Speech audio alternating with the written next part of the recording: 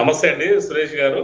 99 TV ప్రజానికానికి అక్కడ ఉన్నటువంటి ప్యానల్ వారికి కూడా అందరికీ నమస్కారాలు. నేను డాక్టర్ మద్ది శ్రీనివాస్ రెడ్డి, టీపీసీసీ రాష్ట్ర అధికార ప్రతినిధి. సార్ ఇప్పుడు ఏంటంటే రేపు మాకు విస్తృత స్థాయి సమావేశం ఉంది 3:00. సో దీనిపై మాకు దీపాదాస్ మున్సి గారు మొన్న కొత్తగా వచ్చారు. మాణిక్రావు ఠాకరే గారు వెళ్ళిన తర్వాత సరే మాణిక్రావు గారు ఠాకరే గారు చాలా సక్సెస్ఫుల్ గా చేశారు. దాన్ని ఆయన సక్సెస్ ఫార్ములాని మళ్ళీ ఇంకొక రాష్ట్రంలో ఉపయోగించాలి ఆయన సేవలనే నిర్ణయంతో ఆయన వేరే రాష్ట్రంలో ఆయన సేవలు ఉపయోగించడం జరుగుతుంది. దీప్దాస్ మున్షి గారు కూడా మాకు ప్రజెంట్ మొన్నటి వరకు కూడా స్క్రీనింగ్ కమిటీ మెంబర్ ఆవిడ గారు. గతంలో కూడా మన తెలంగాణతో చాలా అనుబంధం ఉంది. సో ఆమెను ఇప్పుడు మనకు తెలంగాణ ఇన్ఛార్జిగా నియమించడం జరిగింది ప్రజెంట్ గా.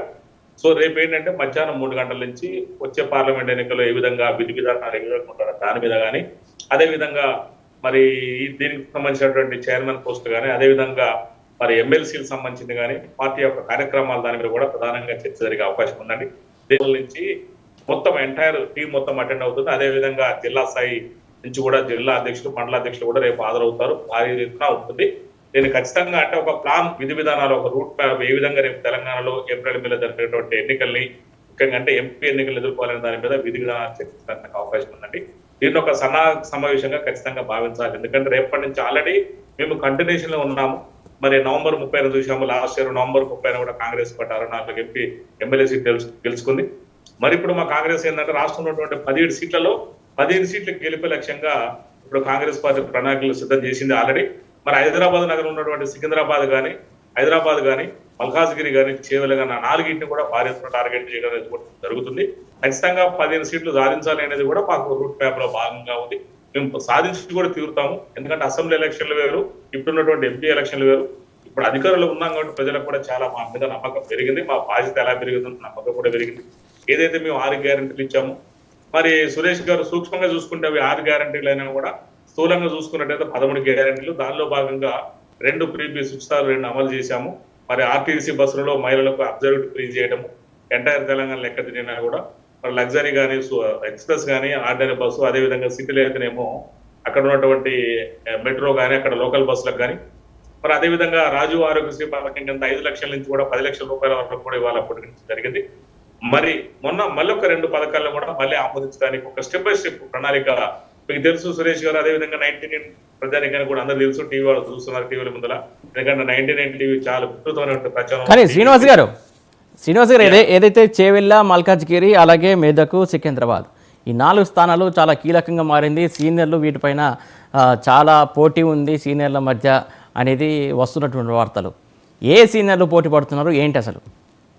అంటే ఇప్పుడైతే సురేష్ గారు ఇప్పుడైతే క్లారిటీ లేని మాట యథార్థం. ఎందుకంటే ఇప్పుడు అంతా చాలా మంది పార్టీ కోసం కష్టపడి ఉన్నారు, త్యాగాలు చేసిన వాళ్ళు ఉన్నారు.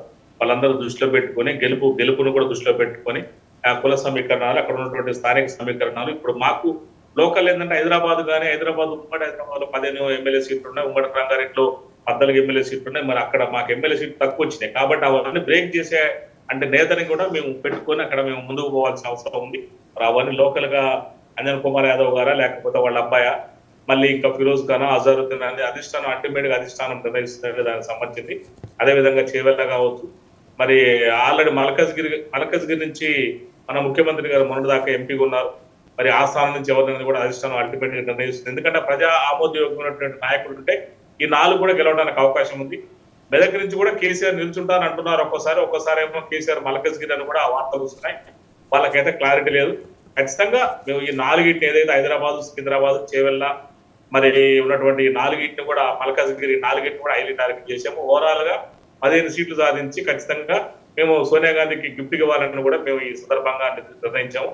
రేపు కూడా అదే దీని మీద విస్తృత చర్చ జరుగుతుంది. రాష్ట్రంలో నలుగురున్నటువంటి ఎంఐఎంఈ నాయకులు కానీ, అధిష్టానం కానీ రేపు హాజరవుతుంది. మరి 99 టీవీ ప్రధానికం ద్వారా కూడా ఎవరైతే ఒక్క నిమిషం మీ దగ్గరకు వస్తాను. బీఆర్ఎస్ అధికార ప్రతినిధి శ్రీనివాస్ యాదవ్ గారు కూడా ఉన్నారు సిద్ధంగా. శ్రీనివాస్ యాదవ్ గారు నమస్తే అండి.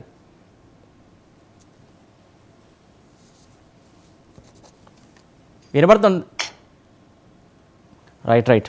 నెక్స్ట్ మనకు అమర్ గారు కూడా బీజేపీ అధికార ప్రతినిధి జాయిన్ అయ్యారు. అమర్ గారు నమస్తే అండి.